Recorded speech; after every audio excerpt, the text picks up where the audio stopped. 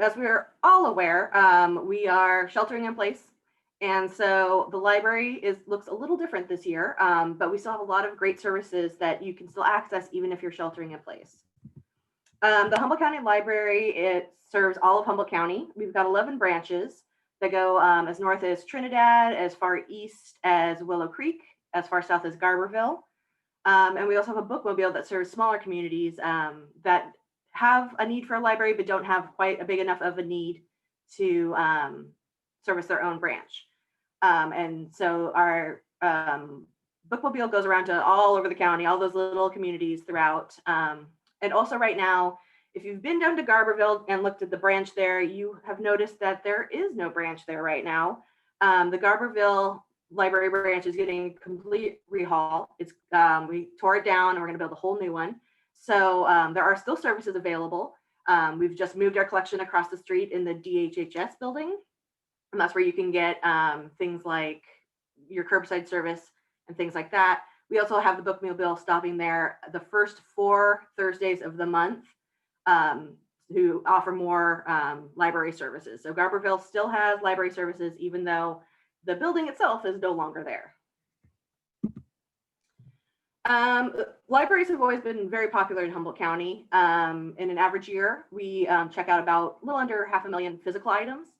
In addition to that, we have about 45,000 downloaded items on Libby and Overdrive, which I'll talk about a little bit more in a second here. We have about 1,000 library programs, and that could be things like this, lectures, classes, story times, all kinds of things. And we have about 22,000 visits per month. So as you can see, these statistics are our 2018, 2019 statistics. This is our average. And we all know 2020 has been a lot of things, but average is definitely not one of them. So for us, things have changed a lot this year. Just like everyone else, we were affected by the shelter in place mandate that came down from the county. And things have really changed at the library. So the biggest change is that as of March 14th, all of our branches have been closed to the public. And since then, pretty much the day after that went into place, we've been working to come up with ways to adapt and still serve our community while being safe for our community as well for our staff members. Currently, most staff members are still working on site. We do have some that work from home. When we go into work, we take extra safety precautions. Everyone wears a mask when they're indoors. We do a health screening. We check our temperatures before we go inside. Everyone has moved our workspaces at least 6 feet apart. So we're really being conscientious about being safe for our staff members because we don't want each other to get sick. We want to be safe. And then we've really been working on finding ways to adapt to our community, to take the things that we used to do and find ways to still have them available in a way that's safe for everyone. One of our biggest new services is our curbside pickup. This allows you to check out items from the library without having to come in the library where it's safe. So how this works is first you would put 4 items on hold, and you can put things on hold either online. If you go to our catalog, look up what you want, you'll notice there'll be a little button that says place hold on item. You click on that, you put in your name and your library card number, and that'll put it on hold for you. So you can either do it online, or you can just call your local library branch and tell them what you're looking for, and the library staff member will put it on hold for you. Once it's on hold, what we do is our staff goes out and finds the items and puts them on the hold shelf. And then when they're available to pick up, we'll let you know either by email or by mail notice. And then all you have to do is just pull up in front of the library. There'll be a big sign with a phone number. Call that number to let us know you're out front. We'll check out your items, put them on a cart, push that cart outside, go back inside, and then all you have to do is come up and grab your items. It's super easy. It's super great for, especially, I know there's a lot of people who love like physical books, and so this is just a great way to kind of keep that in your life. You can also pick up things like magazines and DVDs, and books on CD. So pretty much our entire collection, with the exception of newspapers, you can still access via curbside pickup. Another thing that we've developed are called grab bags. Even with curbside pickup, you kind of don't have that experience of going to the library and just looking in the shelf. And so to kind of recreate that browsing experience, what we've created are called grab bags.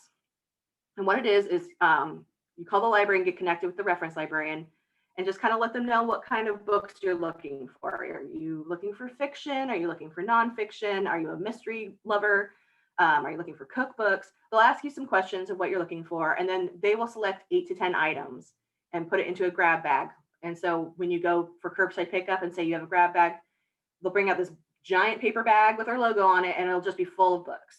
So it's a really fun way to just discover new items, and kind of, if you don't have a particular book in mind that you want, but you're just looking for something to read, this is a really good resource to kind of discover your new favorite book. Zip and ILL books. These have been part of the library for a long time, and we've luckily found ways to develop them in online fashion so people can still access this. The Zip Book program is a really awesome program. We get a grant from the California State Library from. And what it allows us to do is if there's a book that you want that we don't have in our collection, you can fill out a form asking for this book, and we will order it. It gets delivered to your house first. It's just an Amazon delivery, like probably every other delivery in the world. It has a little receipt with a notification that says, please return the book to the library at the state. You read it, you return it to the library, and then we put it into our collection. So this is a great way not only for our patrons to get books that we may not have, but for us to help develop our collection in a way that is responsive to what our community wants and what our patrons want. There are a few little guidelines for Zip books. The book has to be out for at least a year. It has to be under $35, and it has to be eligible for Amazon Prime, but we do have a work around that one, so don't really worry about that one too much. If you're interested in getting a Zip book, you can go online. On our front page. You'll see like a little zipper button, and if you click on that, that'll take you to the online form. You just fill it out. That goes to a staff member, and then we'll let you know if we've ordered it, or if there's some issue that we can't order it, we'll let you know. You're also welcome to just call your library branch, and we'll help you out with that. Zip books are totally free. There's no cost. We used to charge $1, but that became a bigger hassle than it was worth. So we just decided we're going to waive the fee. So it's totally free. It's just a really great way to kind of get that book that you want that we don't have. Another option to get books is our interlibrary loan program. Interlibrary loan is a international program that connects all libraries to where we basically, you don't just have access to our library collection, you have access to collections throughout the country. So if there's a book that we don't have, and maybe we can't get it through ZipBook, we'll check through the interlibrary loan and see if we can borrow it from an outside library. They mail it to us, we check it out to you, you read it, bring it back to us, and we mail it back. It's a really great way to find books, especially if you're trying to find things for research or things that are rare. We can also find articles for magazines or in publications. So a lot of times, especially if it's some sort of academic journal, we can request from a library to photocopy it and send a copy out to us. Again, that's an online form. You just fill it out. There's no charge. So, you know, if there's a book you want and we don't have it, we really try to connect you with the book that you're looking for. Another really great feature we have, and we've had this for a while, is Libby and Overdrive. So Libby and Overdrive is how you can get free ebooks and audiobooks downloaded directly to your device with your library card for free. It's really great. It's super fun to just get a library book without even having to get off your couch. You know, it's just awesome for that. It's very easy. All you need is either a smartphone or like an iPad, or you can even use your computer and a library card. You just download the app, you put in your information, and that'll connect you to our online collection. Our online collection through Libby and Overdrive is different from our collection that we have physically in our buildings. They're two separate collections. So sometimes if there's a book that we don't have on the shelf, we'll have it in Libby and Overdrive. So it's worth checking out there. Items download directly onto your device, and there's no late fees, there's no overdue books. You get your book for 3 weeks, and after 3 weeks, it just deletes off your device automatically. It's fairly simple to use.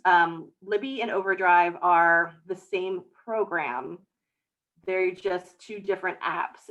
There's a long, complicated history behind it, but Libby works with all Apple products and all Android products. So that's probably the app you will use. It's very user-friendly. If you use a Kindle Fire tablet, you'll have to use Overdrive, which is a little more fiddly, but we can help you out with that. If you're interested in signing up for it, we've got how-tos on our website. Also, if you are a social media user on both Facebook and Instagram, we have a pictorial tutorial on how to sign up with, walks you through each step. So pretty easy to use. And again, if you get caught up, can't figure it out, just give us a call. We will totally walk you through it. Another online resource we have is RB Digital. This is one we've had for a while, but a lot of people just don't realize that it was there. And RB Digital allows you free digital magazines. And by digital magazine, I mean, it's literally a one-to-one copy of the print magazine where there's the ads. It's basically everything but those little subscription cards that fall into your lap. It doesn't have that piece, but everything else is there. And it's really great. All you do is similar with Libby, just get the app, put in your library card information, and items are downloaded directly into the app. So you can just read it straight from your phone, from your tablet, from your computer. It has lots of great popular titles like the New Yorker, National Geographic, the Atlantic. And what's also really nice is you can download individual copies. So if there's just one copy you're looking for, you can get that one. Or if it's something every month, I love National Geographic, I want to read it, you can subscribe to that particular title, and every time a new issue comes out, it automatically drops into your app. So you're going to get the latest issue as soon as it comes out. Also, what's really nice is there's a print feature with RB Digital. So if there's an article that you like, you can print it out and save it for later. And again, we've got how-tos on how to use this on our website, on our social media, or just give us a call and we'll walk you through it. Another online feature that we've had for a while, but is really kind of getting highlighted these days, is our online databases. We've got a lot of great databases for people looking for information that are accessible using your library card. They're available through our website.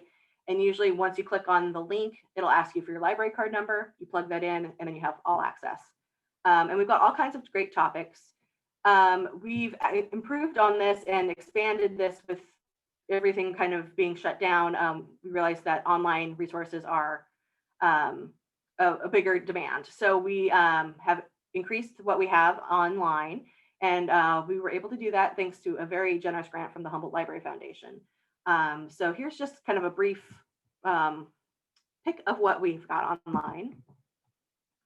Our first one is Masterfile. Masterfile is an EBSCO database. So it's the same kind of databases that are used in universities and colleges and things like that. It's a great place to find articles from magazines, books, scholarly journals. It's wonderful for research. So if you have anybody who's in school in your life that is trying to do research and are trying to find good, vetted, well-researched articles, this is the place to go. It includes citation information. So if you are doing a works cited page, all the information is there. It makes it a lot easier to do those works cited pages. It gives you a lot of search features. So you can search by title, by author, by subject, by date. There's lots of ways you can limit what you're looking at. You can do full text. So you make sure that what you're looking at is the full article. And also they have peer review. So if you really want to make sure that it's good peer-reviewed information, that's a little box you can check. Also kind of a hidden gem in there is it has consumer reports, which is not included on RB Digital. So consumer reports, as we all know, is a really great resource. If you're buying some big, new, expensive household item, you can see what it's been rated through Masterfile. We do not have a list of magazines available for free because it kind of changes. So if you go on to RB Digital, it'll have everything listed there, but we don't have it on our website. On our website, we do have a list of print magazines available that you can check out through curbside service. Okay. One of our newest programs that we just got is Mango Languages, where you can learn a language for free. This is really cool. It's brand new, so I'm still kind of playing around with it. But if you've ever wanted to learn a foreign language, here you go. This is perfect. It's got over 70 languages available. So, all the ones Spanish, German, Irish, everything you could think of. They also have some kind of fun ones like Shakespearean English and pirate. So if you want to talk like a pirate, you can learn how to do that here. You learn at your own pace, which is really nice. And it has videos and films to kind of help develop listening skills. It's got a speaking feature. It's got a writing feature. So you develop all 4 categories: the listening, reading, speaking. What's the other one? Writing for foreign languages. And it's really nice, and it's free, which things like Rosetta Stone and things like that can be a little pricey. We are not taking donations right now for magazines or books, just because of in terms of germs and things like that. But if you hang on to them, hopefully at some point we will be able to take donations again. Can you get a library card if you live in another county? You can. We have expanded our limitations for a library card, so you can get a library card if you live in another county. In particular, you could get what's called an e-card, which just allows you access to all of the online things, so Libby, RB Digital, the databases, things like that, because if you're living out of the county, you're probably not going to be checking out physical items anyway. So it's just, we send you the number and then get you set up to use all the online services. We do have a newspaper archive online. We have, I think it's newspapers.com, I believe it's called, that is available through our website, as well as if you need an article from we've got at the library itself, all of the Times Standard, and then the Humboldt Times and the Humboldt Standard, all of the back issues on microfilm.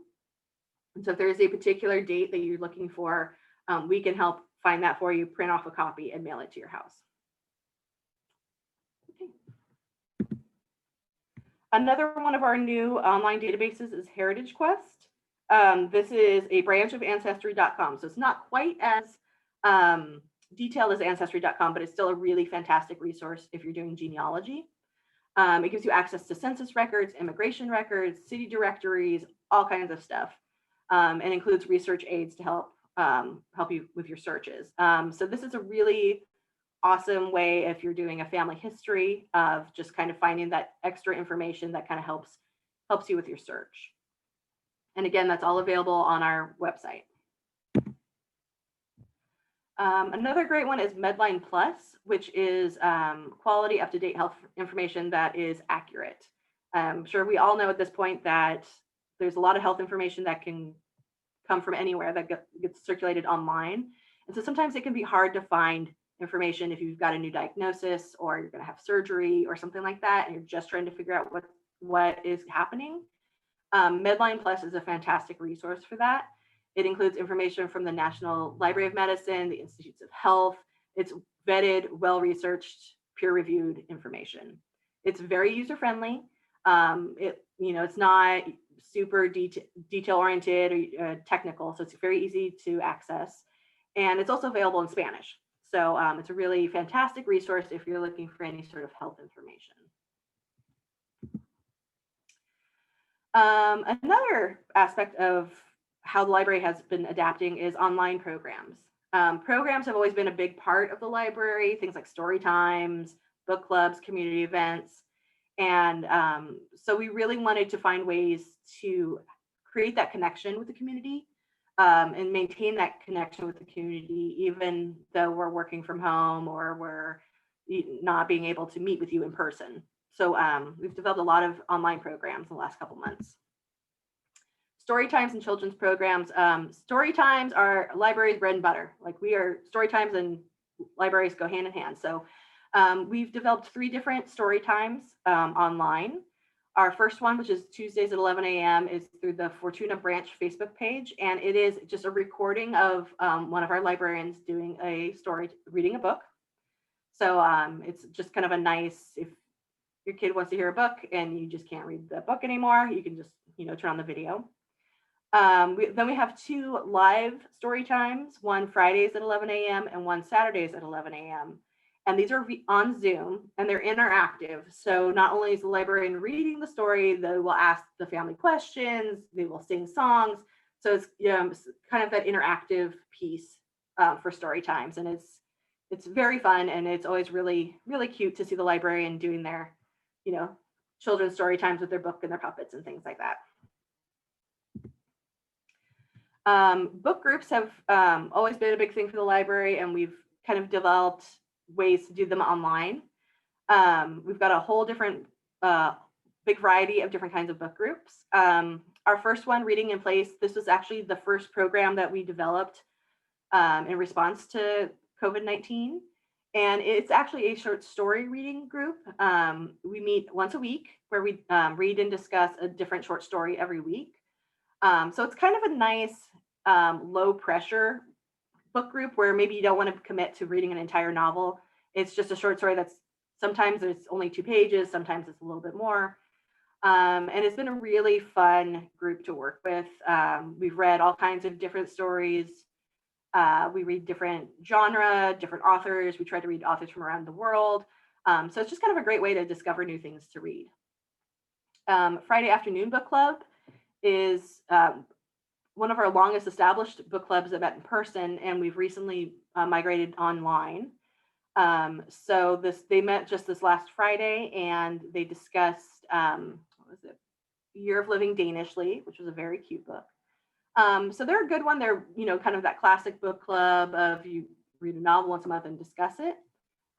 Great group. They're very friendly, very engaged. So it's a really fun group to join. On the Same Page Book Club meets the first Wednesday of the month.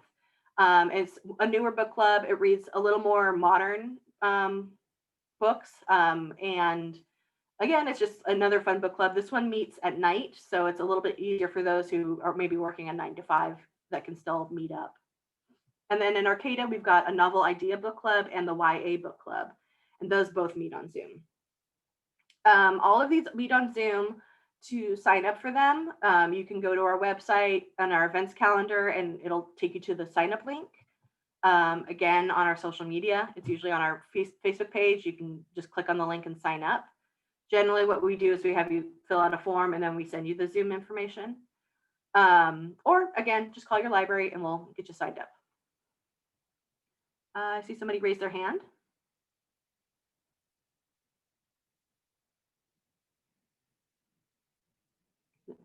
MJ, you have a question?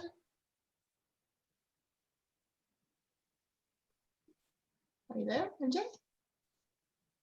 I think just go ahead, Corin. Okay. I'll follow up with her.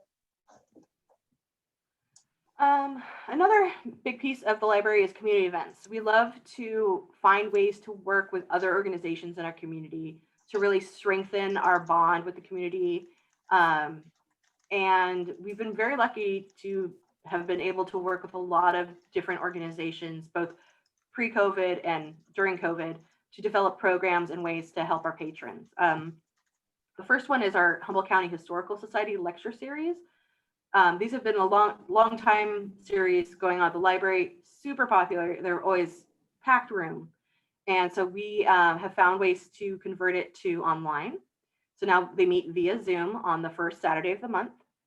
And it's almost been a little bit better, because before, where we had a physical limitation of how many people we could put in the room, now we have no limit to how many people can join us, and we've had much bigger groups turn out.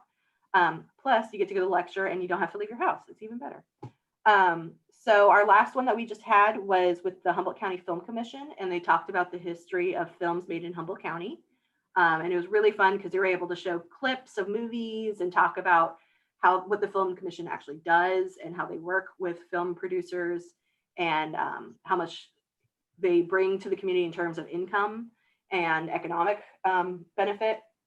So it's really super interesting and super fun lectures to check out. With those, we also record them all and we put them up on our YouTube page. So if you are unable to make it or you miss one, you can always watch them on YouTube. So that's a great resource. Another community partner that we have is the Humboldt Literacy Project. We've worked with them for a long time, and they have developed family literacy Zoom night parties. So these are really fun, interactive events where they'll have musicians or storytellers or all kinds of just fun activities for the whole family. So you log on with your family and you watch the musician and you sing along. So it's a really great activity to do on a Wednesday night with your family. Sequoia Park Zoo is another organization we partner with. At the beginning of every month, we have, I think it's 5 free family zoo passes that will work for a family of 4 for the entire month. And you can check them out from the library and pick them up via curbside. So you just call and request that zoo pass, get your zoo pass, and then you and your family can go to the zoo for free for a month, which is an awesome resource. And can save quite a bit of money if you have a large family. And so those passes are available at the beginning of every month. We try to set up a notification when we're out of the passes, but they are available from every branch. So if the Eureka one is out, maybe try Arcata, try another branch, you may be able to get a pass there.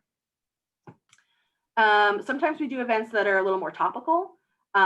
With this last election, we did a series called Vote Smarter, where we had a series of programs to help get information and help people prepare to vote.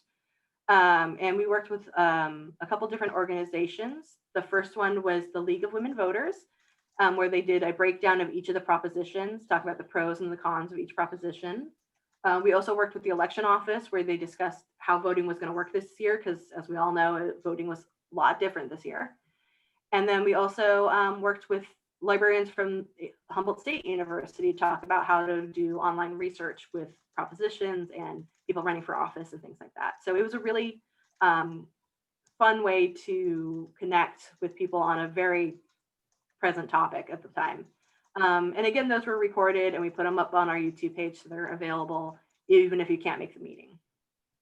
And then finally, this coming Wednesday, we have a drive-through flu shot clinic with the Department of Public Health. This is going to be in our Eureka Library branch parking lot. And so if you need to get a flu shot, which doctors are recommending maybe one of the best things we can do to help our community, particularly since hospitals are going to be hit with COVID patients extra hard this winter, all you need to do is just come in, drive through to the Eureka Library from 11 to 2. You stay in your car. The flu shots are free. They are just the standard flu shots. If you want the quad shot, the special one, you do still have to see a pharmacist. But if you know someone who wants a flu shot or you want to get a flu shot, this is probably the easiest way to get a flu shot this year. Okay.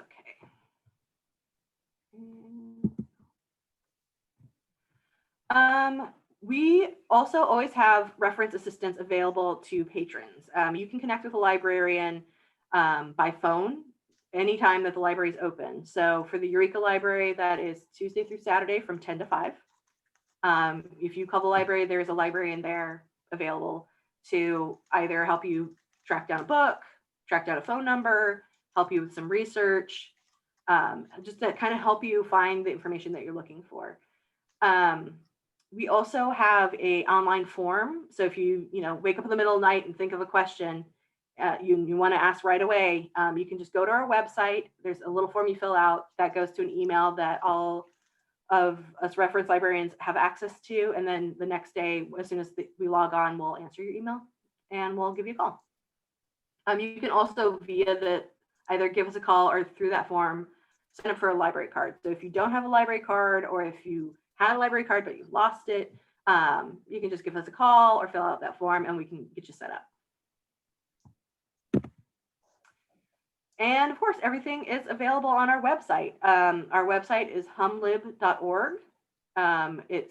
We've got access to all the online databases, our online catalog, how-tos on how to sign up for all of our online stuff, calendar that has all of our online programs listed, including the sign-up forms. Or you can always just give us a call. We are available. The Eureka main branch is Tuesday through Saturday. Every branch is open. Every branch has their own specific hours. So if you have a local branch, maybe I would check the website or just give them a call to find out what their hours are. But as long as they're open, there is somebody there answering the phone. Or you can always email us. Our email is HCL, which stands for Humboldt County Library, at co.humboldt.ca.us. It's a bear of an email, but that's just what we have to work with, unfortunately. So yeah, we've got all kinds of ways for you to get in touch with us, and please get in touch with us. That's what we're here for. If you have questions, if you just aren't sure how to do something with the library, give us a call. That's what we're here for. We just want to help. Does anybody have any questions? Let's see. So the book groups, let me go back to that one. So our book groups, our Reading in Place meets every Saturday at 1 p.m. Friday Afternoon Book Club meets the second Friday of the month at 2:30. On the Same Page Book Club meets the first Wednesday of the month at 5:30. A Novel Idea and YA Book Club, they actually meet at the same time, but in two different Zoom channels. And they meet every fourth Wednesday at 6 p.m. with the exception of November, because the fourth Thursday is Thanksgiving. So I think they meet this coming Thursday. And then for the books that they're reading, we try to, on our online calendar, say what we're reading ahead of time. So not just what we're to be discussing that month, but we'll list everything for the next couple months so you can kind of prepare and see if they're the kind of books that you'll be interested in. The Canopy program. The Canopy program is a library service that some libraries use that is an online movie streaming service. It's really cool. Unfortunately, we don't have it, and I don't know if we'll be getting it anytime soon. It's a little expensive, and it may be outside of our price budget. But it's definitely something that a lot of people have asked for. I know it's definitely something I have asked for to my boss, probably more times than he wants me to. I just keep asking because I think it's a great service that we need. So unfortunately, we don't have that right now. But if you have, so you can get library cards from other libraries. And also, for example, I have one from the San Francisco Public Library, and they have access to it. So you can have multiple library cards from multiple libraries. We just ask that you use Humboldt County first because we're the best. But you know, there's lots of options out there. Does anybody else have any questions? No, I just threw a ton of information at you guys. So again, if you have any questions, anything like that, give us a call, shoot us an email. We are here to help you out. And yeah. You do not have to go in person, or sometimes you do to get other library cards. It depends on the library.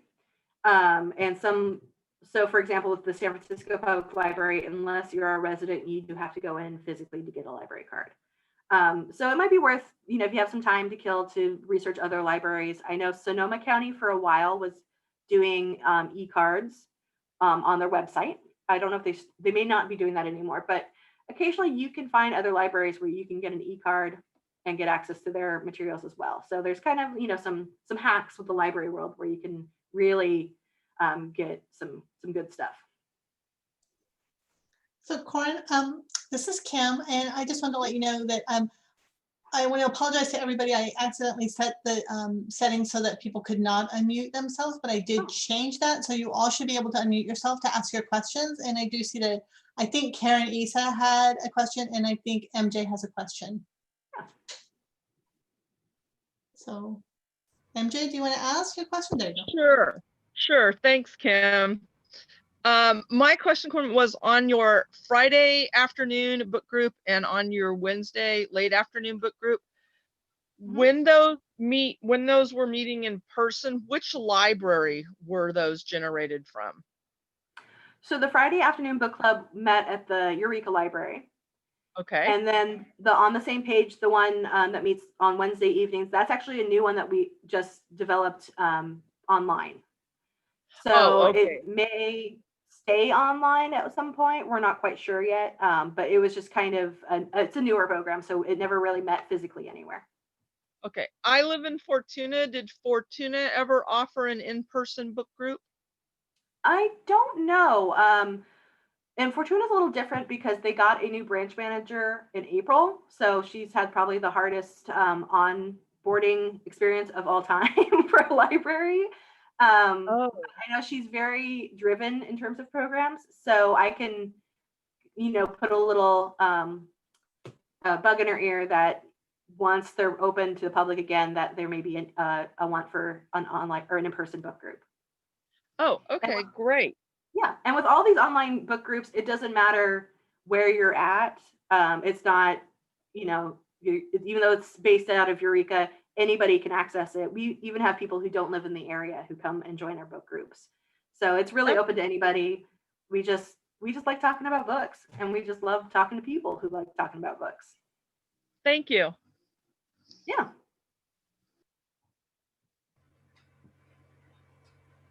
This is Karen. Mhm. I just wanted to say how wonderful your presentation is and how much stuff you have available. There may be some of us who want COVID to continue. Well, thank you. I really appreciate it. We do have a lot of stuff going on. A lot of the stuff is things we've had going on for a while, but just kind of hidden. And it's kind of been one of the strange upticks of COVID is not only have we been able to put a spotlight on some of these things that we've had for a long time that people weren't aware of, but we've always talked about how to do online programming. And it was one of those things of, oh, well, someday we'll do it. Someday we'll get to it. Well, someday is now. And so it's kind of forced our hand, but it's been a really great opportunity to develop new things. And with some of them, once we kind of go back to some semblance of normal and we're open again, we'll probably keep a lot of these things either as a hybrid. So things like the Historical Society lecture, we'll probably keep it. We'll have it as an online thing, but have an online piece as well as an in-person piece. Because I know, especially with our book groups, a lot of people have said it's been really convenient just to do it online, and they're more likely to participate if it's online versus having to meet in person. So we'll probably, have some piece of online programming even after everything is over.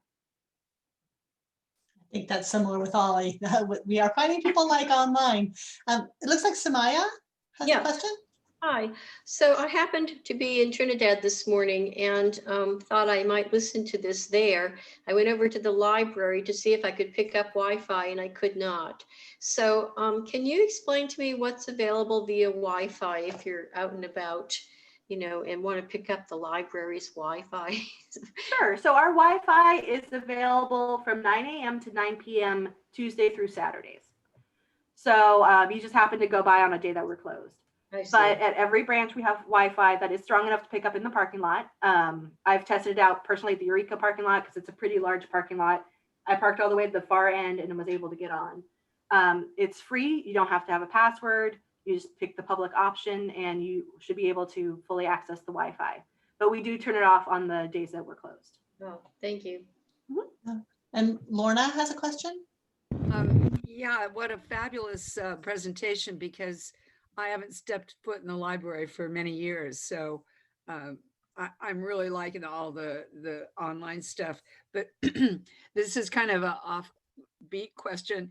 I'm a member of a local Rotary group. How do we get a hold of you, Corinne, to ask if you'd like to join us on Zoom for our weekly meeting? Oh, okay. Yeah, if you, let's see. My email is just a real, I'll put my email into the chat window. Let's see if I can get over here. And then Max has a question in the Thank you. chat, but also it looks like, Max, do you want to ask your question? I'll elaborate on my request for an elaboration. I missed part of your words on the local films that are being made. Could you elaborate on that a little bit? What your resources are at the Humboldt County Library? Sure. So for that was a one of the lectures from our Humboldt County Historical Society lecture series. So that was the lecture that we had this, I guess, 2 Saturdays ago. And it was a presentation from the Humboldt Del Norte Film Commission. And they were talking about the history of films made in Humboldt County, the history of the Film Commission itself, what a film commission does, and kind of talked about their experiences working with the film industry here. So that lecture has been recorded and we have it on our YouTube channel. And let me see, I'm going to stop sharing and I can probably find the link to the YouTube channel and put it in the chat window. So all of our online lectures are available there, and we're getting more things uploaded into our YouTube channel. Let's see. I will put the link in the chat window here. Okay, so that link in particular is the playlist of all of our Historical Society lectures. We've also created a playlist for our Vote Smarter series that I talked about earlier. We're going to be adding some children's programming. We've got this really great children's activity coming up where there'll be a little craft kit that people can get from the library to make a sock puppet. And there'll be little videos on how to make the sock puppet. And then we have local puppeteers who will be teaching the workshops on how to make your puppet, how to manipulate your puppet, and then they'll do a puppet show. So it's going to be very cute. And that'll be coming up on our YouTube here pretty soon. Hey, Corin, Thank could you you. check Very nice that? Maybe presentation. you sent it privately to somebody that it didn't Oh. show up in the chat to everyone. Oh, I did. Oh. Sorry about that, guys. Thanks. Someone got a special, unique. Same thing with your email address probably, unless you sent that. Oh, okay. Yeah. Oh, there you go. Perfect. Any other questions do people have for Corin today? Okay, and there's my email address. Feel free to email me.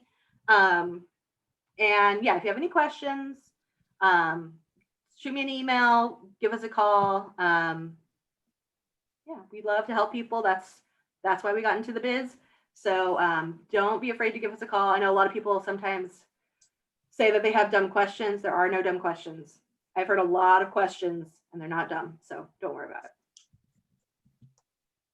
All right.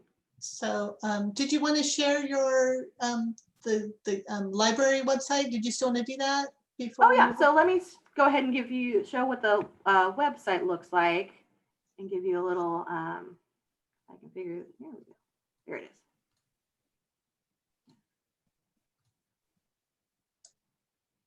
Okay, can everyone see the website on the screen? Yes. Yeah. Okay, so this is just when you go to humlib.org, this is our landing page. From the very get-go, we've got our curbside delivery. This lists, this will kind of go through how curbside works. Here are links to all the hours at the different branches, how to request things. So we've got all kinds of how-tos to kind of answer your questions there. We also have these buttons that take you to different aspects of the library. The first one is our connect with a librarian or get an e-account.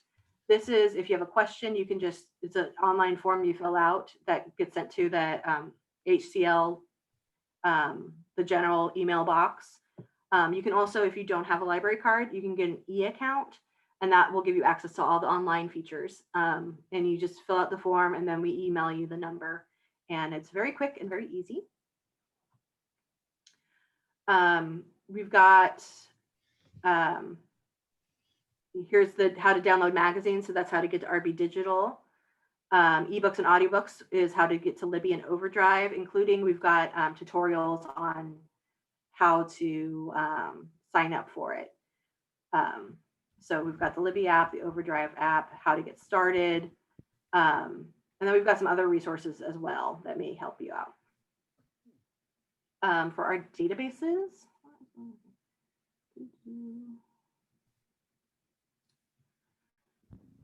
So to get to our databases, so things like the Mango languages or Heritage Quest or Masterfile, all of those. If you go down to library resources, which is about the, what, sixth one down, you go to articles and databases. We have them all listed.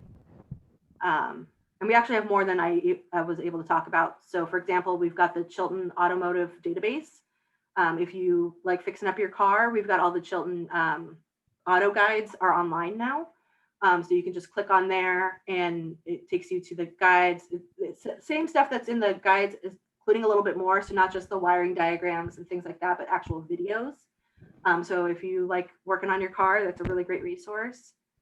We also have the NOLO Press guides. NOLO Press is a really fantastic resource for kind of DIY legal things of things you may not necessarily need to get a lawyer involved with, but that you want to make sure you're doing correctly. So drawing up a will, getting a divorce, you know, if you have a rental property, those kind of things. So these guides are really helpful and they're all online. let's see, anything else on here? We've got all of our hours, our phone number. Oh, and here's our events calendar. So if you click on this, this will show you all of the online programs that we have going on, and will connect you to all the information that you need. So yeah, so for example, here's our Wednesday afternoon book club. If you click on that,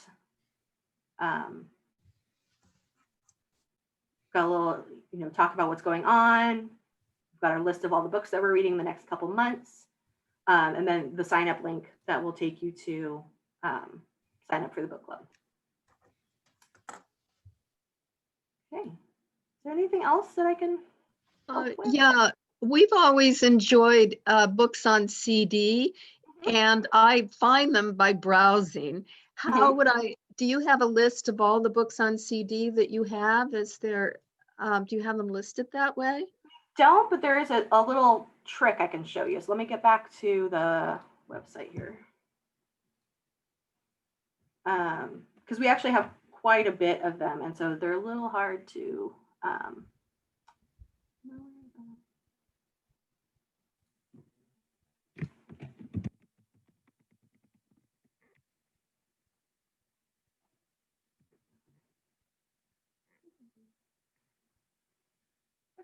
everyone can see the website? Yes. So when you search the catalog, if you type in BCD, which stands for Books on CD, click search, and then change it from word to call number. All of our books on CD start with, their call number starts with BCD. And that'll list everything that we have as a book on CD. Thank you. Yeah.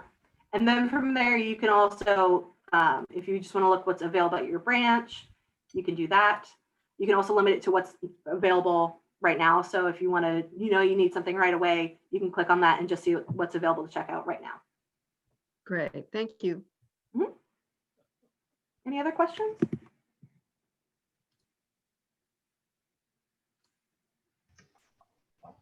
All right. Well, if there's no other questions, I will go ahead and turn it over to James. Thanks, Corin. All right, good afternoon. I was asked to do this presentation with the assumption, initially it was the idea is how can you get involved? And unfortunately, right at the moment, it's a little bit difficult to actually physically get involved, but I am the current president of Friends of the Redwood Libraries. My name is James, last name is pronounced Czech. Good Bohemian name, should have a hot check over the sea. I'm going to start, I too have a presentation here, so I'm going to start this and hopefully get it working.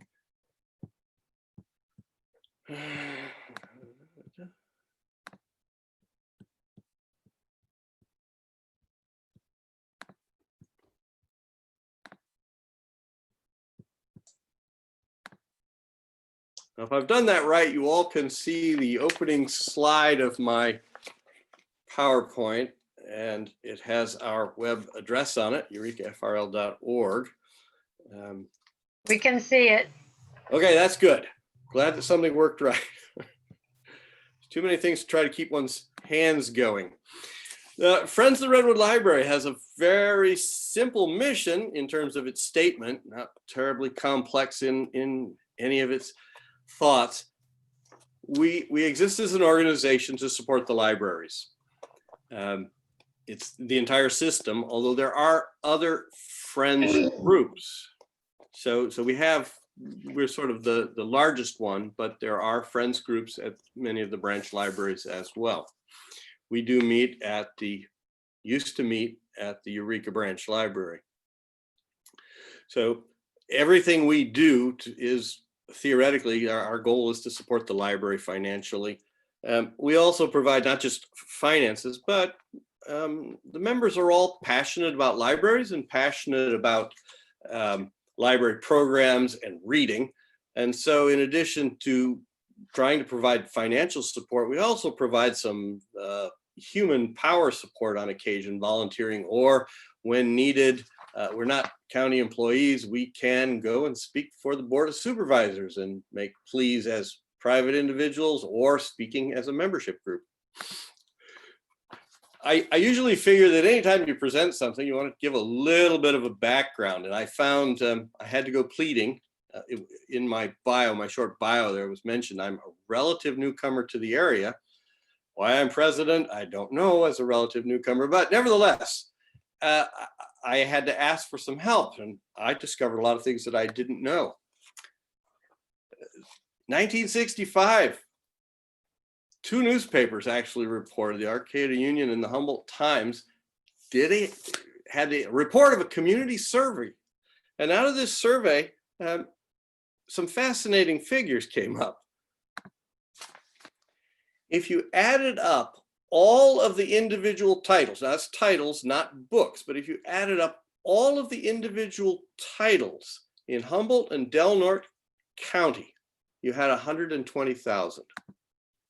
That was combining public schools, private schools, city libraries, county libraries, college libraries, and that's only 120,000 separate titles in the entire collection.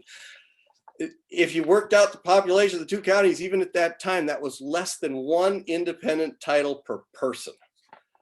I was, as an educator, one of my gurus was a guy by the name of Krashen, and his big thing was, you want to learn to write, read. You want to learn to read, read. You want to learn to speak, read. You want to learn to spell, read.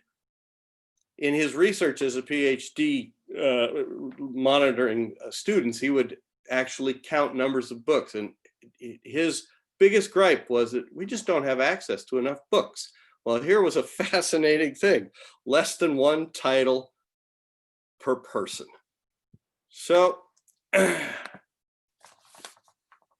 it's not fair to say they were friends yet of the Redwood Libraries, but it was a committee, group of people said, this is really pathetic.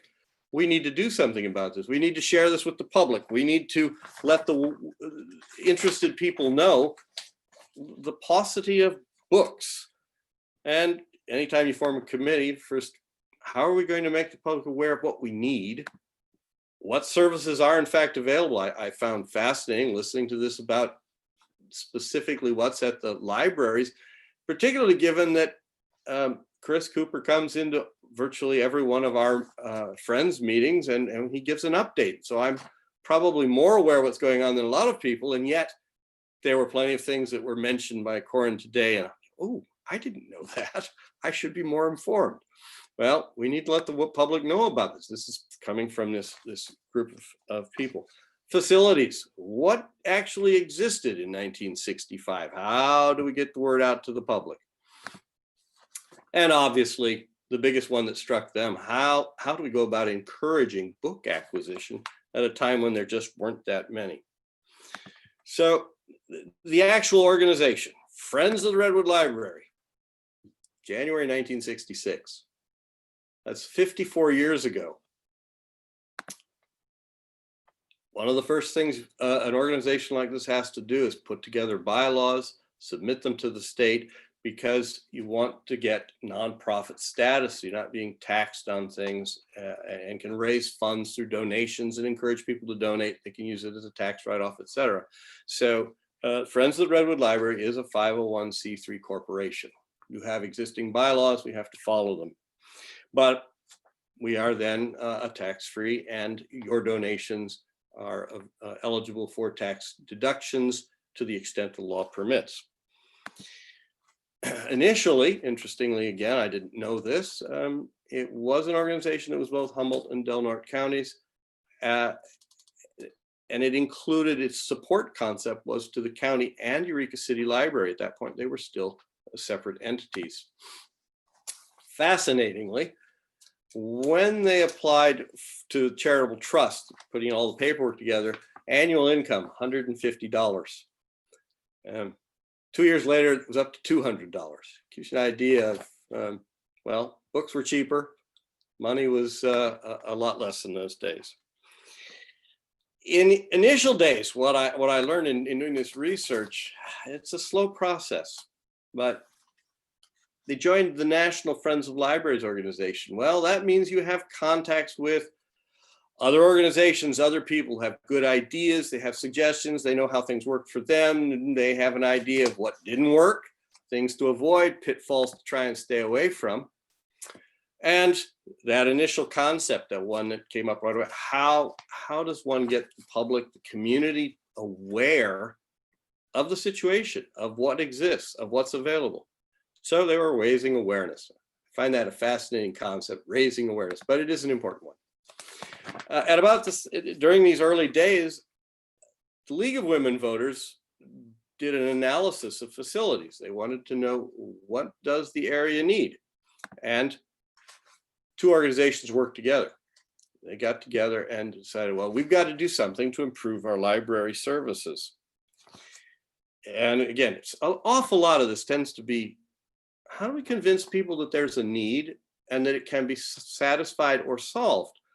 One of the things, they convinced the County Board of Supervisors to join the North State Cooperative Library System. It's fascinating to realize that when we work out and join other organizations, certain things open up to us, and that was a kind of a big one. If the library systems are connected, state and federal grants sometimes become available, and that was pretty important for county, for the library system, for the Friends. It was about this, at this time also, the discussion about consolidating, joining the libraries together. There was a certainly it's a consideration. If you have a city library and a county library, are you duplicating efforts? And is that a kind of a foolish waste of resources? Businesses combine a lot. You can argue that one, I suppose, if you want, but this was up for discussion. And consolidation was completed in 1972. That's the library historical little bit. And now we need to cue the horror movie music, or say everything will be smooth sailing, and you know when someone says that, something horrible is going to happen. 1972, Prop 13 was passed. Like it, hate it, it doesn't matter. The fact is, local funding was drastically altered and continues to be a different game than it was in 1971.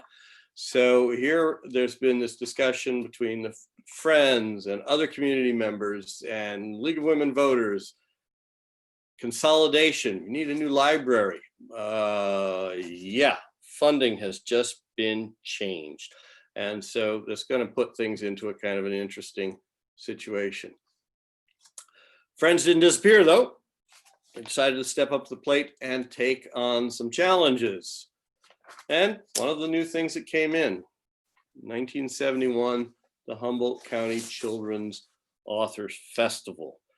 This is an ongoing thing. Every 2 years, authors, some local, some from farther away, who've written children's books, are invited out. Funds are raised. They're put up in hotels, and they are chauffeured, taken out to schools to speak to elementary school children about writing, about their books, about their stories and how they gathered their stories. Now, this is not something that the Friends of the Redwood Library does, but the Friends support it. First of all, financially, regular contribution to the program. Also with personnel, many of the Friends members get actively involved and will help drive. Someone has to chauffeur the authors out to the schools and make sure they know where they're going and that sort of thing. So there's that. But also, because Friends is already a registered 503c corporation, the Authors Festival can use that status, and therefore they didn't have to go through all the paperwork and complications of creating that. So that was something we got involved in. I actually had financial and physical support on my little slide here. Scary thing, 1978 budget cuts. That was when Monday library service ended. It was actually an 80% cut initially to the library funding. That's a horrible whack. And the way certain things get changed, altered, advocacy. again, Friends got involved. I'm sure there were lots of other people involved too. I'm sure that at that point, many people were offended by the cuts, but governments, county governments, city governments took a real whack, and it slowly trickled its way through. Education took a huge hit also.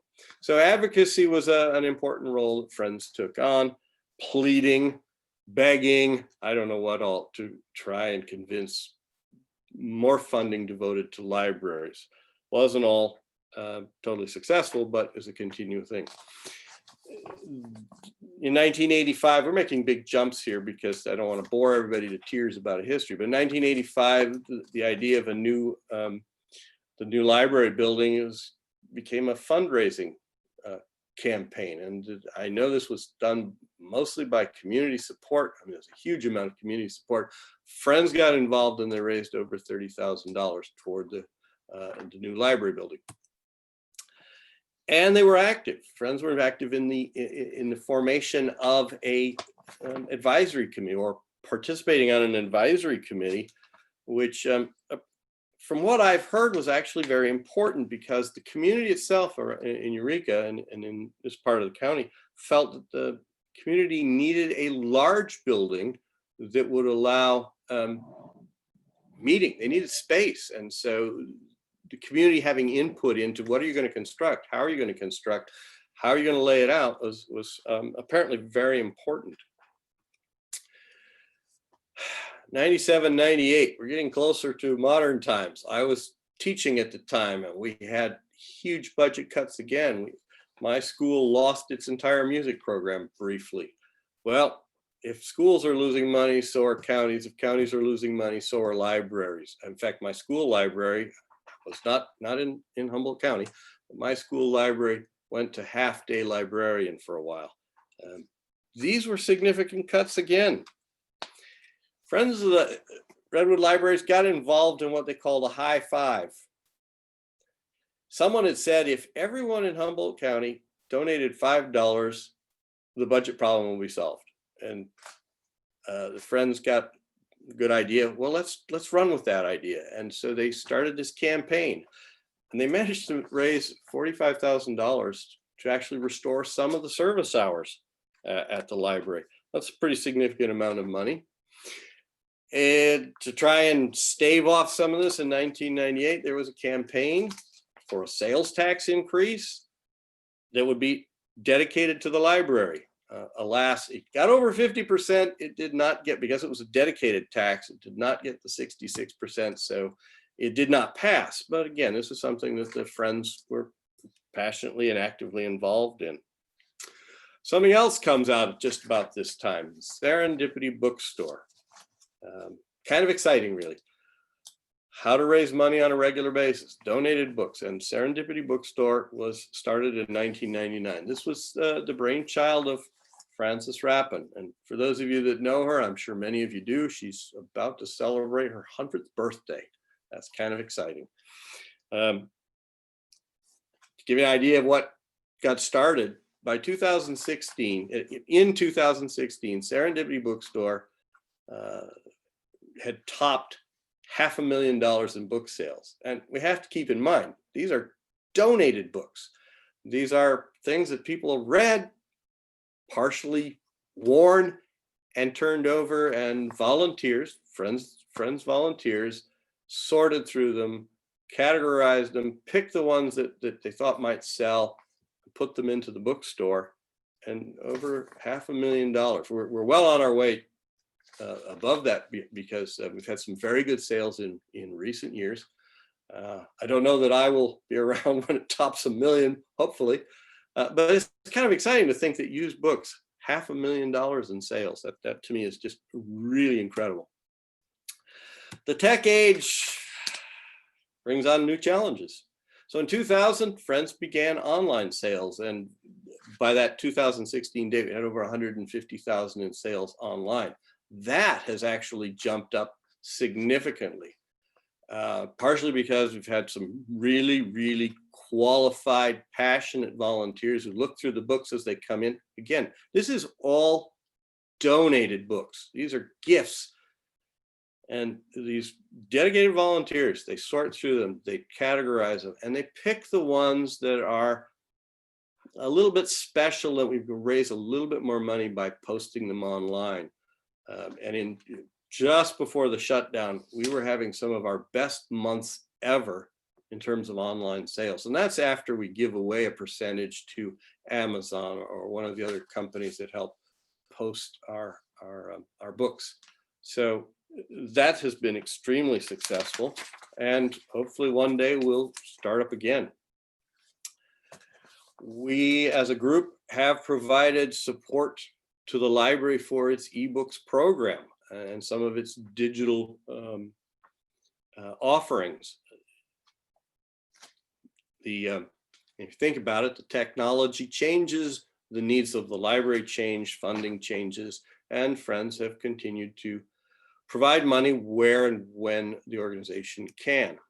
There's a very specific example. Just this past year, library staff came to a meeting and asked if we could provide the funds to allow the purchase of a new DVD CD cleaner.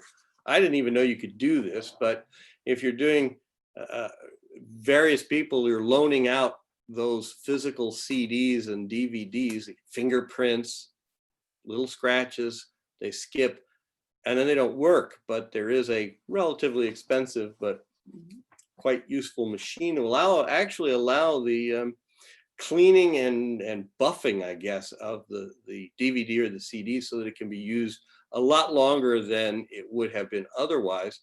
And they came with a very specific proposal. They had an old machine to trade in. This is what the new one would cost. And in fact, Friends then provided the funds to allow the purchase of, and I assume it's being used. Haven't heard anything, but nobody come back and complained either. So there's a very specific donation of money for the purchase. I'm here to talk really about the Friends, only most of it's been history. As an organization today, we really have two primary revenue streams: book sales. This is really the single biggest source. And again, these are books that are donated. People call up and say, how can I donate? We have an actual guide. The library has them, but they're not handing them out right now. And there's a process to donate books. And then the volunteers, they receive boxes and boxes of books, and they sort through them, and then in their private moments they grumble about the stuff that's not usable, but there's a lot of usable stuff that comes in. It gets sorted, it gets categorized, it gets put into boxes, it goes to Serendipity if it's useful there, it goes online if they think it's a good purchase there, and it goes into our quarterly book sales. I hope every one of you's been to one of those. They are amazing, the number of books that get sold at really low prices, but the 50 cents and the dollars and the quarters, they add up. So that's our number one major source of revenue. We do them online, so no, okay, I already did that. The second significant source of money is membership. But our membership is really reasonable. It's $5 a year for an individual. It's $8 a year for a family. Not exactly a money breaker for most people. So those are our two primary revenue streams. We do have a couple of secondary revenue streams, and they're not huge amounts of money, but they probably need to be mentioned. People do donate. We have little donation jars, and it's amazing how often someone will come in and they will actually they'll buy a bag of books, or they'll buy a collection of books, and they'll hand a bill and say, oh, just keep the change. So there are monetary donations, and we certainly accept them and thank people and are very happy to have them. We also sell library jam. Mad River Farm makes this jam, and it's library jam. We sell it, they deliver it to us, and we sell it, and they've been extremely generous. The cases that we get, I don't think they've billed us for a couple of deliveries. It also is visible. You'll find it in stores. I've seen it on the shelves at Murphy's. It used to be on sale at the Lolita Cheese Factory. A percentage of that money goes to the Friends, and ultimately then goes to the library. We also sell children's art calendars. And this is my moment to plug it. Yep. Thank you. I appreciate that, Jane. It has been produced. This was a real challenge. I can see Marilyn Tucker is on as well. She was really took this one and ran with it, because normally we would be sending out letters to the schools in March. Oh, wait a minute, the school's all closed. How do we get the word to the children? Create a calendar picture. Draw a picture from a book that you liked, your interpretation. How wonderful is that? And a lot of our avenues just seem to be blocked. And still, we did get, I believe it was over 40 pictures submitted, and a small committee meeting via Zoom. I guess they must have met somewhat physically, but parents helped to digitize them. And so we managed to get this put together. And as I say, Marilyn was really grabbed this and ran with it, and it was produced. And you saw the picture. There is an order form available at our website. If you pick up books from the library, I'm told they're sticking a little flyer into the bag. So that's another option. We did raise the price, I'm sorry to say, but the price now includes postage. So you will get it mailed to your house, and I hope everyone will buy one. We don't make a lot of money on this, but the production costs are usually covered by sponsors, wonderful people that say, yeah, this is important. We're willing to provide the printing cost. So a percentage of that purchase price, not the postage part, but the rest of it is a profit to Friends, and any profit that Friends make gets plowed back into the local library. So I hope lots of you will take advantage. I do actually have a slide of the calendar cover, and I stuck it in here.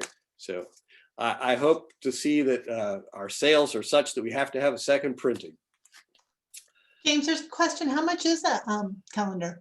Oh, I'm sorry. They're $9, but as I say, that includes postage. And I think if you go to a bookstore to buy a calendar with such lovely images, you're going to pay more than $9. So I hope a whole bunch of people will race to the website, download the form, and mail it off. And the oddity of this is we're actually sending them for Marilyn. I hope she's going to get just a mailbox full of requests, because we're actually mailing our application or our forms to her, and she's putting them in envelopes and then mailing them out. So my plug, thank you to Marilyn for doing all that work. So source of revenue, small source, but goes to the library. So just so that you're aware of how, by the bylaws, any money taken in by the Friends, donations, membership, book sales, etc., 50%, right off the top, 50% goes directly to the library in the form of a quarterly donation. And in some ways, the wonderful thing about money from the Friends is there are no strings attached to it, the way county funding tends to operate. I know as an educator working in a school system, if there wasn't a line item for something, you couldn't buy it. And there were all kinds of restrictions and whatever. Friends money doesn't have those restrictions. So, oh, we got an inside picture of the calendar too. That is wonderful. 50% goes straight to the library. Oh, we got a bunch of inside pictures. Now we're cooking here. I didn't figure we wanted to just flash them up. Money that's left over, so that's 50%, but there is more money in the account, and that's where we provide direct support in response to a specific request. The library staff is welcome to come to a meeting if they've got a thing that they want to do and they need a few dollars or more than a few dollars, they can request funding. Often we'll have something like for the Harry Potter program that they do, someone will come and say, we'd like to be able to just hand out some little tokens or small gifts of prizes. And finding a line item for that in a county budget's kind of difficult. So they'll come and say, we just need $150. And that's where the money goes straight to a specific program. The same thing was true with that buffer. That was in addition, that was a specific request outside the normal 50% donations. Obviously, we have some other sort of indirect support. Friends always has an award at the general meeting. It's a community service award. Well, we put it in someone's name. We honor a community service organization, but the award is actually funds to the library to be used according to the award recipient's specification. So they might stipulate that they want audiobooks, or they want children's books, or something like that. But their award is actually going right back to the library for materials. And obviously there's some operating costs. So I'm trying to give you a fair idea of what we do with our money. We do have postage and printing. We have to pay insurance. We have a liability program policy to cover anything that might happen in a litigious society. One has to be a little bit careful. We do have operating costs in maintaining our computer system and online capabilities and that sort of thing, being part of some certain organizations. So there are some operating costs. That's primarily what we do with our money. I was asked to talk about volunteer opportunities, and I'd love to say, oh, there's lots of them. And there will be. I have confidence there will be. At the moment, everything's kind of on hold. But when we're functioning, as we like to, we do have these quarterly book sales, and we need help. We need volunteers. We do. It's kind of a complex deal in a sense, but there's setup. We typically set up the meeting room the day before our 2-day sales, which happen on a Friday and a Saturday. So typically we set up the meeting room with that's where our nonfiction is housed. We set that up in the morning, and it's fairly complex because you've got a lot of categories. We set up the garage, which we do that in the morning of the Friday sale. Obviously, we need people on monitoring the sales. And so that's, we have two venues. So in addition to, it's an all day thing, 2 days, normally we want to have at least 4 people, 2 in each room. And we normally run 3 shifts, I believe. So there you've got 12 people each day. We also have to take down and put away. Can't leave the library unable to use its garage for an indefinite amount of time. The bookmobile has to come back in. So we have to pack everything up and get it out of the way. So book sales requires a fair number of people. It's only a quarterly kind of commitment, and one can commit to just, I can work this sale. I can work this shift of this sale. So that's open to people and as available, real easy thing to do. When the bookstore is open whenever the library is open. And so we have some more dedicated than me, I guess, regular shifts. They come in on a weekly basis. Maybe it's only 1 day a week, but it's a regular shift. And then we have some volunteers that offer to cover when someone's not available. So they're sort of relief shifts, but we do have bookstore functioning. Then we have our back room. As I said, all those books arrive, we have to sort them, we have to categorize them, we have to decide which ones can go into Serendipity, which ones should go online. And so there's a fairly significant number of backroom workers. Often they take advantage of their personal expertise, and they will focus on, let's say, philosophy. I will sort the philosophy books and spot them as well. Titles are not always a good indication of what a book is. So they receive the donations, they sort the donations, and they get them ready for our book sales. It's fairly important. I think it's probably as important as any other task, is that first contact, and we know what we have. So that's a back room. I didn't put in here, but we do need board members serving on the board of directors. We currently have a board, well, currently the bylaws have stipulated a board of 13. We have 6 officers and 7 directors. It's a 2-year term. It's staggered, so we don't have a new board at any time we have carryover. And we meet once a month. usually for about 2 hours, to oversee and make sure that the organization is continuing and maintaining a certain level of fiscal responsibility and making decisions. Unfortunately, some of our most recent decisions have been, all right, we're going to officially cancel the book sale. But we did make the decision to create the calendar. There was actually some debate about that. In June, it was sort of uncertain. Well, can we even go forward with this? So the board made a decision. Yes, we can. We're willing to, I suppose, in a sense, risk the cost because we had these sponsors and we're going to make it happen. That was a board decision. So there is the opportunity to get involved, and I'm testament to the fact that you can get involved without having been a lifelong Humboldt County resident. So open to lots of people. Realities today, there are an awful lot of unfortunate, we're kind of unhappy in the negatives. We cannot work in the library. All of our books are in the library. We call it the back room.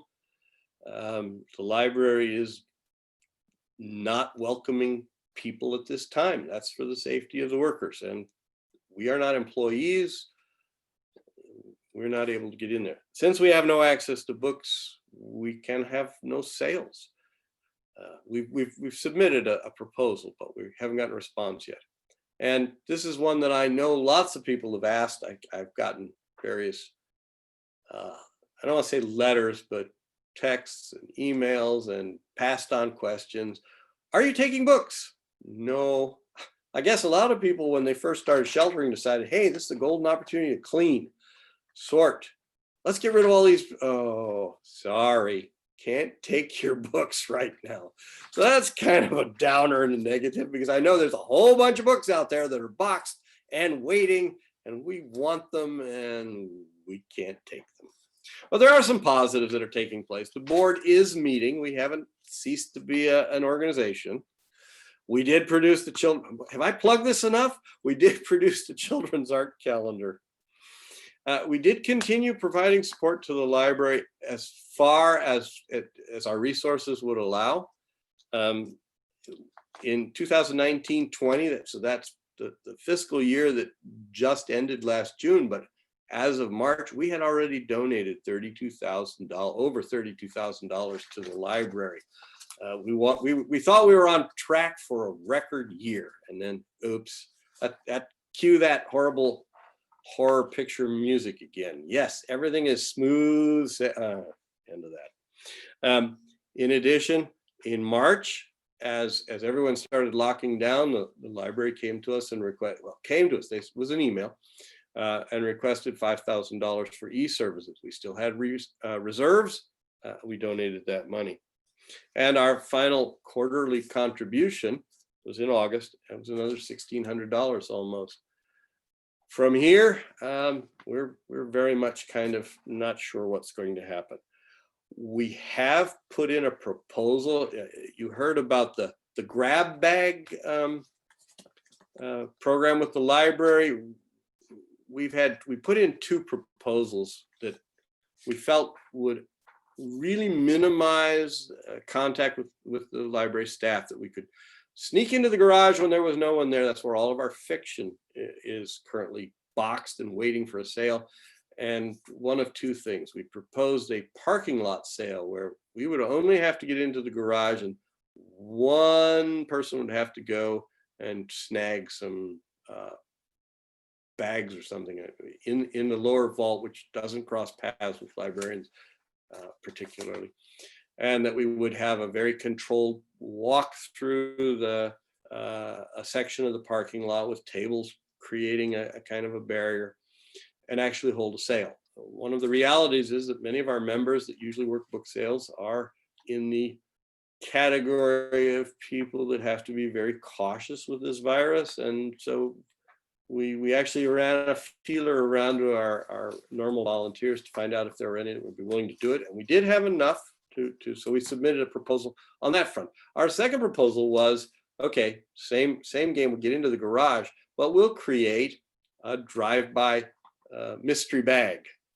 And the idea would be we put 3, 5, 7, someone says, I'm a mystery book fan. And we'd have a bag of mystery, and you wouldn't know what you're getting, but you would get a certain number of books that were mysteries, or if you asked for romance, we'd probably put 30 of them in there.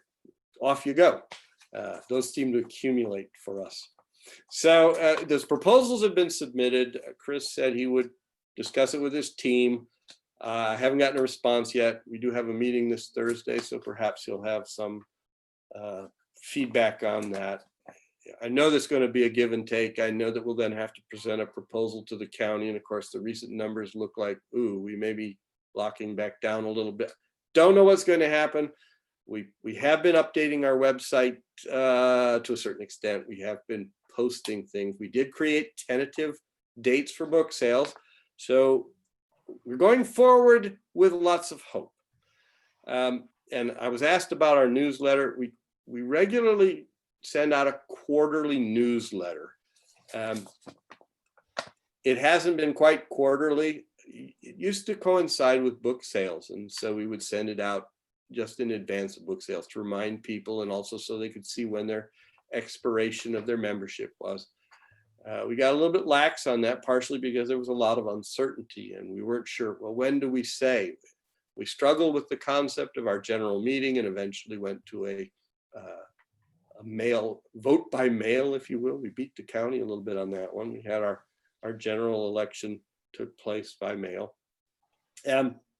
So the newsletters haven't come out quite as regularly. We are working on one right now, partially because we want to get it out to the membership again, and with our calendar order form. That's pretty important. It's in the works. It should go out. Can't say exactly when that will be. Has to be in the next month so that it gets out in a timely fashion.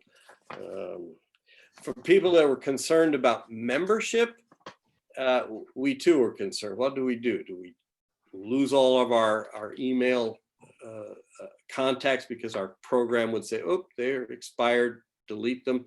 And we just extended membership because obviously nobody could come to a book sale. The newsletter is one perk of it, but they're available digitally. So we have just extended membership, and we're kind of in the holding pattern like everyone else. So I think that's the end of my presentation. Oh, I stuck newsletter on there to remind myself. So I'll certainly answer questions if I can. I guess I'll turn off my screen sharing here somehow. Stop sharing. Perfect. Yeah, James, James, I want to thank both you and Corinne so very much. And the bad news of the day, which I just got, is that we just entered the red zone. Oh, red. Oh, my goodness. Red. Yeah, that's what I found out from my doctor's office. I was just going to say, there are a couple of questions. I don't know if you have enough time, if you want to address. There are a few questions in the chat. Oh, I'll be happy to answer questions if I can. So one question is, let's see, how does the FRL's role differ from the Humboldt Library Foundation? That's like asking the difference between a billionaire and a pauper. The Friends' role is very specific support to really media acquisition, although there are some other little bits and pieces.